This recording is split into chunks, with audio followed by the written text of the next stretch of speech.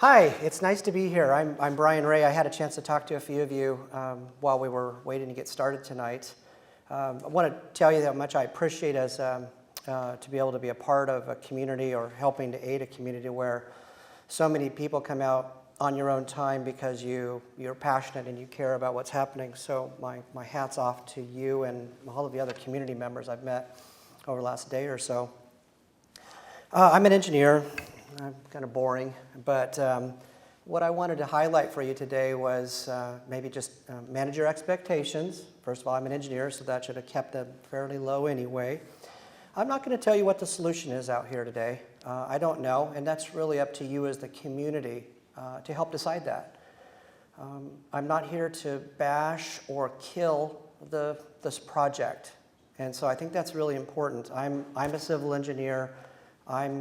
My charge is to look objectively at the information that has been presented, and I'm going to share that with you. But I'm not here to kill the project. What I'd like to do is help provide you with information that will allow you to determine what you'd like to do and move forward. So I want to manage those expectations too. The work that I'm going to cover is we had the opportunity and the pleasure to work with the city of Birmingham through a company called Goody Clancy, and they did an economic study of downtown, and our firm and I was involved with a couple of my colleagues to evaluate the transportation component. So when we were contacted to be involved with you, that led to us being here tonight, it was really a matter of what I said was, how about if we go ahead and build off of the information that we had presented and looked at with the city in that effort? Why don't we review the plan, see what's been updated over a couple of years, and why don't we share with you what we see and maybe again what those key observations are.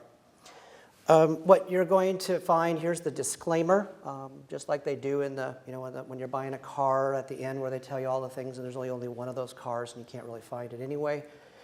What my disclaimer is, I don't have all the information. This is a complex project. The Alabama DOT and consultants and others have been working on it for far longer than I ever have. I'm going to raise a series of questions. Those questions may have good and easy answers. But I want you just to understand that I'm looking at this at a high level. I'm sharing with you my observations, and there may be great answers for those. Oh, lots of bullet points, but let me just help you understand where we've come from. What we did is we worked back a couple of years ago and studied a plan that was dated November 2013, and that's the plan that we had highlighted and summarized and shared with the city and shared with our consultant partner. What we have done since then is looked at a plan that was dated April 2015, and I think it's this very plan that we have up front. What I want you to know is that many of the basic conclusions and findings regarding the engineering design and those principles still stand. And so what we saw and we noted before, if you've read the documents that we had highlighted, when we look at it again, things didn't get appreciably better. As a matter of fact, in some cases, things got bigger and maybe didn't get quite as good. There's something called NEPA, the National Environmental Policy Act, and that's an environmental review process. And what that process is really meant to do is to say, gosh, public works projects have a real benefit for all of us in the community and the greater good, but they also come at cost and expense, social, environmental, natural resources. And if we're going to look at these and document these kinds of public works projects, we need to really understand what we're doing and what their impacts are. And what we suggest is there's enough questions that remain about this project. First of all, its purpose and need, and I'll get into that in a little bit more detail. But because of that purpose and need, it's really what range of alternatives have been considered. And there's some terms here I'll go through, but does it end at the right spot? Does it look like it's going to provide utility and be useful? And does it conform with permitting and other requirements that we have? So that's from an environmental point of view and documentation, and that's a key element that's necessary to advance a project from permitting to allow that to move forward to purchasing right away and eventually doing a design. What we had also highlighted before is that there's a policy requirement from the Federal Highway Administration about touching the interstate highway. And essentially what that says is the interstate highway is very precious. If you touch it or want to touch it, you better evaluate all of those very closely. And I'll go into that in more detail. But one of the things that we noted was it didn't seem to have been met. Some of those technical adequacy, wasn't sure if it was actually met or not. Maybe it is, and I'll go into that in more detail. But why is that important to you? There's a NEPA document, an environmental assessment, and that document highlights the impact, social, natural resources, environmental justice, a whole range of elements. And it's based off of a footprint of an alternative, a physical alternative. Well, you would assume that if we've evaluated it, then therefore the alternative that's being considered must have met the performance objectives. What I'm highlighting for you is there's a lot of questions about those performance objectives. If they're suspect or there's questions about those, then it means that the NEPA document, the environmental assessment, is also potentially suspect too. I think the big part here is this is a significant project, and it's going to affect you for the next 75 years. I said 75 years. When we think about what's occurred out there, 1940s and 50s, and the freeways and highways have gone in, those highways have been around longer than many of you have actually been alive, and they're going to stay out here for many, many more years. This project continues that heavy reliance and heavy dominance and eminence of freeways and interchanges, and you have that all around on 3 sides of your downtown. It's going to get bigger in terms of this plan, and what we're just suggesting is there's a lot of questions about the technical merits of the proposal. There's enough questions about this interstate policy and the NEPA. Maybe there's easy answers for those. But at this stage, for what's at stake, it's prudent to pause and assess. And I just want to emphasize, that doesn't mean stop the bridge replacement elements, or it doesn't diminish the very significant importance of public health and safety. As a civil engineer, that's my primary commitment is to public health and safety. That needs to go forward. My question, or what you'll see is in accumulation of the points I'm going to make is, we've drifted far beyond just a bridge replacement project. The project's taken on and is addressing many, many other issues. And before you commit to that, you should decide and participate if that's what you really want to have happen. So how many of you might be familiar with this prior work? This is a copy of the report. You can barely see up there, but a number of you. Okay, great. We worked for the city of Birmingham and Rev Birmingham. We were just doing the transportation review. We're part of a team that included planners, economic specialists. And it's a really nice document that talks about it's an economic development and transportation review. So when you see it, what it'll highlight is what are the ramifications from the community and the long-term impact of the highway and the freeway. It gives examples of a number of places in the United States where highways have been treated differently or changed. And then what we did is we provided the transportation review. So if you're on the mailing list or you get to the website for this group, you can access this document. It's an important document for you, and I encourage you to get it. I also encourage you to help spread the word to your neighbors and colleagues and coworkers, because this is a real important part for you to be able to help advance the information exchange about the project that has such a huge potential impact on your community. So this is kind of the wrap-up. This is sort of it's not the wrap-up, but it's the key points. What we found was when we looked at the plan, the existing plan has left-hand exits and entrances. And that's not what we do anymore, and I'm calling those vintage elements. What happens is the 2059 project replaces those vintage elements. It does that by shifting traffic to other vintage elements. How many of you drive through Malfunction Junction? Of all of you, keep your hands up if you love it and you think it's the greatest thing in the world. Okay. Why don't you like it? Is it confusing?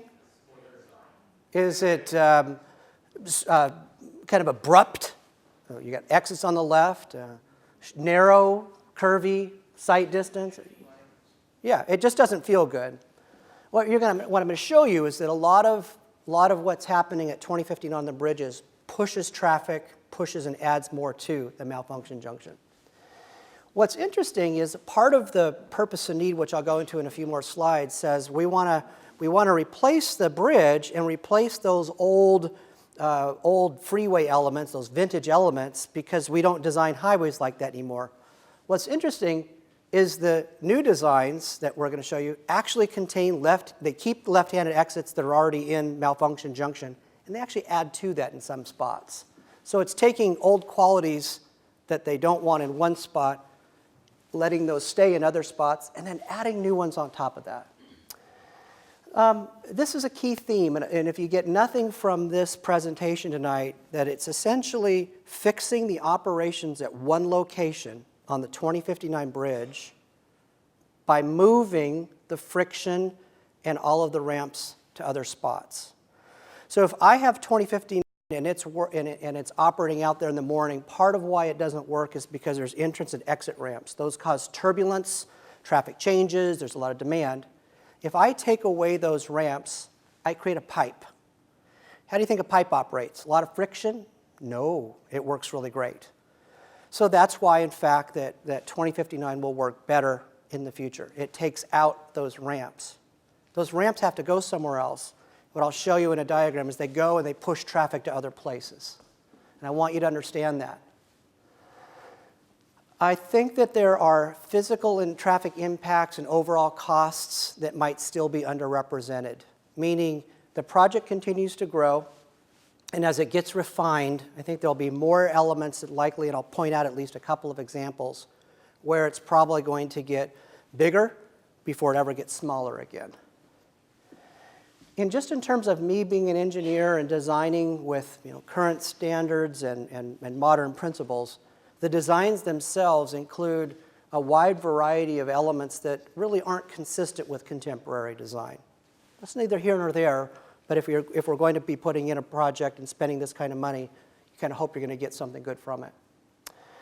And what's interesting is the actual operational benefits in total aren't entirely clear. Maybe those are well documented, but from what I've looked at, it's not clear to me, and I'll point that out to you.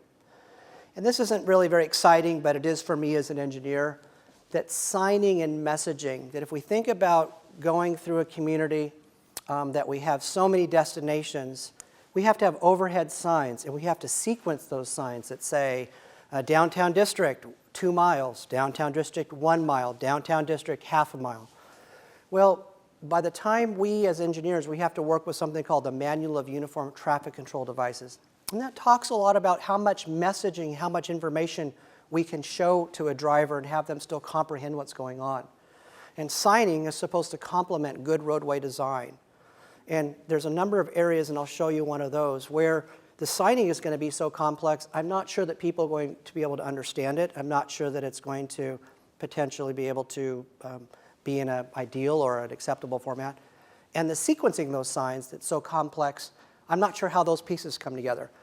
And I've been working for 30 years, and one of the first things I learned from in my practice was, if you can't sign it, don't build it. Because the fact that you can't sign it means that the geometry and the roadway and the ramps themselves are also perhaps inconsistent. Okay, well that was fun talking about signing, and I felt good about that, so thank you. So what's really happening? This is the 2059 segment. It has these left-hand exits and entrances. First of all, these designs are very, very representative of what was occurring in 1940, the late 30s, 1940s, and a key part of post-World War II. At that time, the Bureau of Public Roads was learning a lot from the expressways and facilities in New York, Pennsylvania, other places where the industrial communities that had high demand. And there was that vision at that time, post-World War II, we were going to have elevated traffic moving at high speeds. You're going to drive out to the suburbs. You're going to come into town and get onto the one-way street, drive into the parking deck, and you never have to talk to anybody. You go to work, and then you'll leave in a blissful happiness in your car, one-way street, back to this, on the freeway elevated, with life prospering below, living people walking and crossing underneath. Never happened, and it hasn't happened anywhere else, and it probably isn't going to happen in the future. So this design is really reflective of a 1940s philosophy and approach. And in those days, they just put ramps wherever they wanted to. And so these ramps, or all these X's, are locations where ramps are going to be removed. All right. So ramps coming on and off, I took away the friction. Hey, I bet that makes the roadway operate better. What do you think? Yeah, it took that away. The challenge is, wait, how do I get to these places that these ramps used to take me? Well, there is one ramp that stays, and it gets a lot bigger, and I'll show you that. But it's pretty challenging to get to. So I highlighted this again from roadway examples. Is what we're finding is from a traffic operations, we're moving it. We're creating weaving, and there's conflicts that are being removed from the viaduct but added elsewhere. There's a whole series of undesirable features. So from a roadway engineering point of view, from traffic operations, why are we doing this? Is to repair the bridge and to improve traffic operations. From a contemporary design, part of the documentation about taking down the viaduct or replacing the viaduct is because it includes those elements that we don't do anymore. And I'm calling those contemporary design. Yet, we're actually replacing, this alternative replaces vintage elements with other vintage elements. That's left-hand exits, weaving sections, inappropriate entrance and exit angles. And from a roadway point of view, I think by the time you were to fix or address some of these, the impacts themselves are going to get bigger. When we looked at the plan in 2013, we just did some quick sketches and said, I don't think this is going to work. I'm not sure how this is going to work. Changes have occurred in these plans, and what happens is they've gotten bigger. So it's possible that these plans will continue to get bigger before they get smaller. And I'm going to show you an example of where and how I-65 actually is documented to get worse and not better. So shifting traffic to other locations, I was sharing with you that we're removing the access and removing some of the ramps here. How are we serving those ramps? Those ramps used to serve a purpose. They used to allow a distribution of traffic north and south. We're taking those away, so from a traffic circulation point of view, we're now missing and losing some of this. It's shifting that traffic to new locations, and I'll show you this in the plans. But if you look at this, I've got 3 locations where I'm shifting traffic to your favorite place, Malfunction Junction. If we think about the expressway, this is about the same vintage as the rest of the facility. But what I'm doing is this plan actually shifts traffic. So to get into these areas, I'm actually going to start doing that here and putting more traffic on the same old roadways that we have today. So between here, here, and here, that's how we made this better. I hope you understand that. That's a key component. So when you read or somebody says, we're making I-2059 better, yes, how are you doing it? And so the question for you as a community, if you're going to spend $500 million, is it really better if I make this piece better, but I don't make the other pieces better? That's a question that you have to answer. Hey, let's go to Malfunction Junction. That's a fun spot. I tell you, and I've told everybody I can possibly talk to, one of the most exciting parts for me as a nerdy engineer was to see a real live interchange of this form. It's like the dodo bird that actually exists. This interchange is really unique. I think it's the only one I'm aware of in the United States, and I would love to have some of you tell me where another one is because I want to look at it. But what's so fascinating about it is in this northbound direction and the southbound, it actually transposes the traffic patterns like we're in England, and then it puts them back again. In the southbound direction, it transposes them and puts them back again. That's cool. How many of these do you see around the country? Not very many. Do you know why? Because it doesn't work. Why do you call it? You call it Malfunction Junction. You don't call it Nirvana and Joy. Well, let's just take a look at some of these message units I was talking about. Well, presently, if I'm on the highway, I have a left-hand exit. Oh, those are bad. Those are not contemporary features we want to have. But I have a split there today, and it says left to go north and straight to go straight. Well, it's going to add another ramp right in that same spot. So now I'm going to have an overhead sign that tells me to go north and all the messages and the destinations, to stay on 2059, to go straight. And now I've added a new ramp to the right. I'm going to have to add more signs to that. That's confusing. If I run that back all the way off my sheet, that becomes a challenge. There's something else that's really interesting here. We don't have any ramps back here. All of those ramps actually exit back here in Malfunction Junction.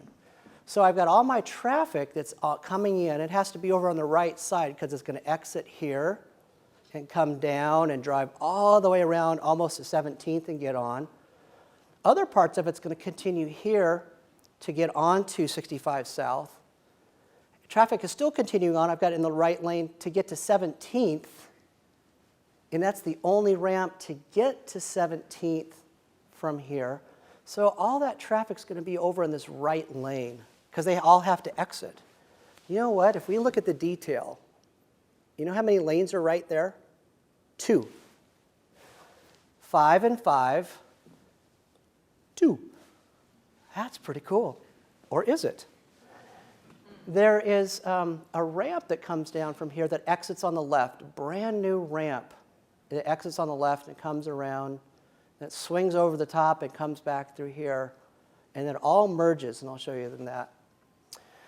So anyway, what I want to highlight for you is 2059 works better, but it's because it's shifting traffic to other weak links. If you think Malfunction Junction operates well today, think about what it's going to be when we add more ramps in that area.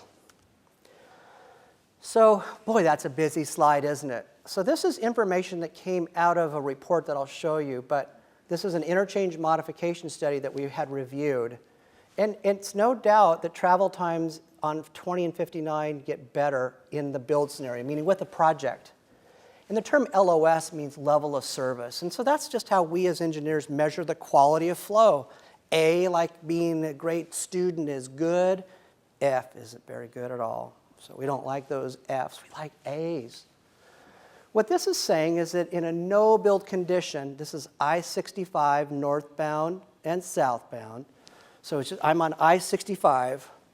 In a no-build condition, this is how we compare things. We do things in no-build in 2015 and compare them. Then we do things in the future no-build. What's if there's no project? What's it going to be like? And then we compare that in the future with the project. So here's 2015 with my project, or here's 2035 with my project. So again, no project 2015 with a project in 2015. Traffic grows in 2035, no project. What happens if I do it in 2035 with the project? This is information that's out of their documentation. Everywhere where you see a red circle is where the traffic got worse. So let me repeat that. If I don't build the project in 2035, I get this operating condition. If I build the project, the conditions, especially in 2035, get worse than they are today. And this is I-65. So it fixed I-2059. It got worse here. Well, let's move on to the NEPA. And again, that's a lot of words, but essentially what I was telling you before, it means let's evaluate the impacts and assess and what we're going to see from an environmental point of view. I noted these areas of segmentation, making sure that you don't break the project up into little pieces like a nickel, a nickel, a nickel, a nickel when it really costs $1. That it ends at the right spot, that you don't end it at a place where, why didn't you keep going? Because that's still broken. That as you break the project up, that it has independent utility, that it doesn't count on some other project to make it better, and that there's a reasonable range of alternatives. So in any environmental evaluation starts off with a purpose and need. Why are we doing the project, the purpose, and why do we need this? And the purpose and needs stated in the public information meeting in March was that the purpose is to address the structurally deficient bridge. I think we can all agree with that. Pieces of the bridge are falling down. And to improve the traffic operations and access through the City of Birmingham Central Business District. Wow, that is an interesting statement. I think we can all agree that we know what the bridge is. But is it really to improve the traffic operations and access through the City of Birmingham Central Business District? That's huge. Was there an evaluation of 65 and 31 and all of that? Was there a comprehensive evaluation of downtown Birmingham street network? Was there an evaluation to really document what was the problem of access and circulation through Birmingham? I don't think so.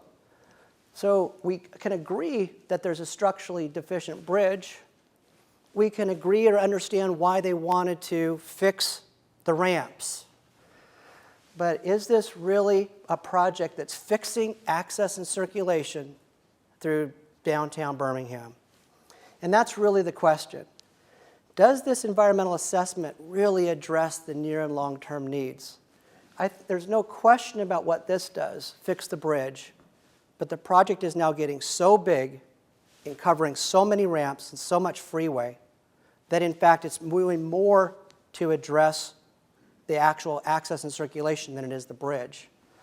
And just if we think about $500 million of the numbers, and you saw this, the fee or the number of 150 or whatever it was for the bridge deck, wow, the bridge that was the issue of the public health, that's only 20%-ish of the entire cost of the project. You've now got $400 million worth of other stuff when we really had a bridge project.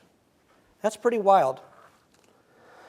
So when I talk about shifting traffic to other locations, one of the things that's really interesting is this is down at 4th Avenue North. This is right out of the figure that was presented at the public hearing. If we were to zoom in on this, is what you'd actually see is this ramp is hanging out in space. This ramp is barely touching. But if I'm actually going to exit, I need to connect up to this highway. If I'm going to exit, I need to merge back in. And those of you who drive 65 coming northbound know that you go over the railroad, there's the on-ramp, there's off-ramps. This doesn't operate that great, but this connection doesn't even show it going down. So this is that part where I say, wow, how does that get connected up? This sounds like it gets bigger to me. You know what this exit is?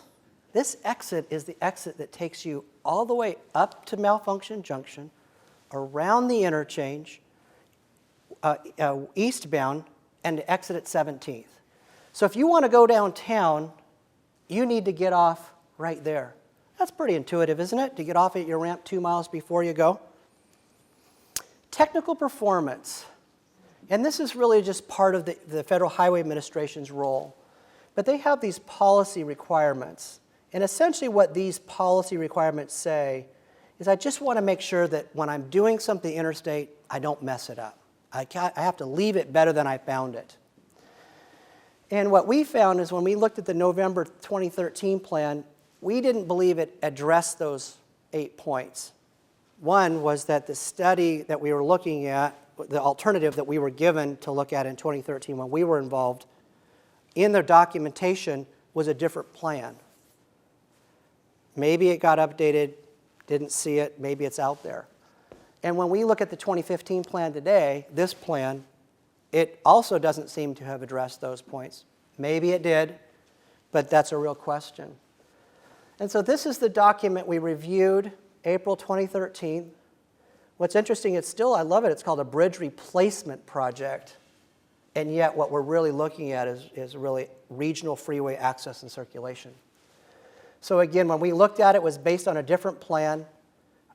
It didn't seem to us at the time, and we don't know if it's been done yet, but it didn't seem at the time to meet those policy requirements. It definitely didn't seem to reflect Birmingham land use objectives. And so the basic question from technical performance is, this document would appear to need to be replaced or significantly revised. Maybe it has. Has it? In summary, the nature of the bridge deficiencies are real. They must be addressed. They must be addressed prudently. I'm here to help share with you as objectively as I can. Sorry, it's been a long day. That I want you to understand the full magnitude of the impacts. I want you to understand that fixing the bridge and fixing the traffic operations at that spot comes at the expense of other parts of your roadway system. What you're going to see out here is going to be out here for your lifetime and probably your children's lifetime and beyond. And so what it's going to do is it's going to reinforce that freeway character that you already have, and as a matter of fact, make it even more substantial. That's what's going to be Birmingham. That's going to be the presence. To me, the project benefits are not clear. Maybe all of them have been documented. Maybe the questions that I see have great answers. But the biggest question I have is for $450 million for what we've seen, is this really the best value? $500 million. Is this really the best value for Birmingham? Is this really the best value for Alabama? Think about it. If you spend $500 million, I hope you want it. I hope you're going to like what you're going to get. because that meant that somebody else in Alabama didn't get that. Somebody else maybe had a need that didn't get there. So this is an old approach that's been used in highway design, and if any of you have ever read a book by Robert Carroll called The Power Broker, but it's an old approach, and it's called the DAD approach: decide, announce, defend. Highway engineers build it, and they pick the best plan. They announce it, and then they spend all of their time defending it, fighting it, and that's what happens. There's a different approach called context-sensitive solutions or context-sensitive design. And what that approach is really based on is two things. It's making sure the products are good, that the products are consistent with the context, stakeholders, and the community needs, but it's making sure the process is good, that you've participated, that everybody has had a chance to engage, and that when you finish, you feel good about what you've had and what you've done. That's an approach that's been used many places throughout the United States. It works through similar issues. And there's many places in the United States where viaducts, the first intent is to bring them down. What can we do to counter what we did all of those years ago? My perspective for you finally is the time for you to organize and act is now. When we were engaged with the project a couple years ago, the bridge was an acute issue. So those presentations or those articles were from 2012. Well, it's been 3 years, and unless you've been out patching that bridge yourself, it's not getting any better. And all I can tell you, all we need is a few chunks of that bridge to go to break out, or somebody to drive into one, and then suddenly Alabama DOT and everybody's going to be on the move to fix that, and you're going to lose a lot of your flexibility. And so what I'm suggesting to you is to be informed, make your own opinions, ask questions, get engaged, but do it now, because if you don't make a choice by doing nothing, you have made a choice to support the direction this is going.